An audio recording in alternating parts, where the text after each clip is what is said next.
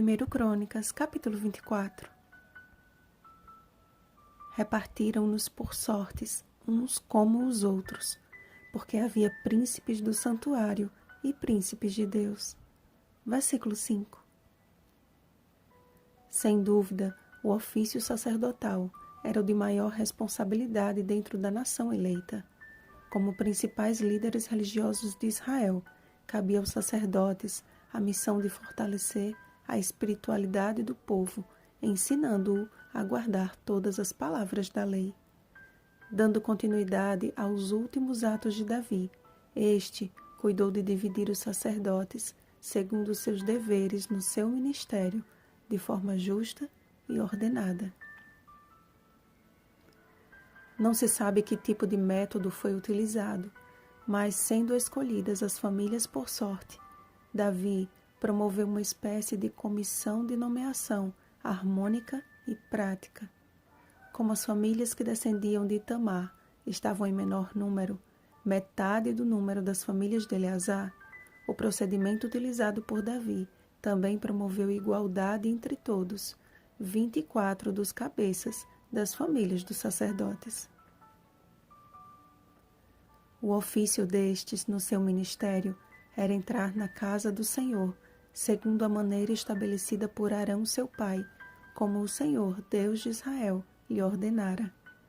Tanto os príncipes do santuário como os príncipes de Deus, sacerdotes e sumos sacerdotes, representavam as funções religiosas da mais elevada hierarquia. Comentário Bíblico Adventista do Sétimo Dia, volume 3, página 194. Tudo deveria seguir um padrão criterioso, e estes sacerdotes principais tinham por dever garantir isso. O próprio santuário era uma figura de Cristo e de seu ministério. Tudo ali indicava para o plano da redenção e seu objetivo salvífico. O fato de haver formas pré-estabelecidas de como tudo deveria funcionar não elimina em nada o caráter de um Deus que faz de tudo para salvar. Se a cada geração de sacerdotes houvesse a mesma disposição em servir ao Senhor através da fé que atua pelo amor, Gálatas capítulo 5, versículo 6, certamente haveria sempre comunhão entre forma e resultado, e a primeira vinda de Jesus teria sido celebrada não só por todo Israel, mas por todo o mundo daquele tempo.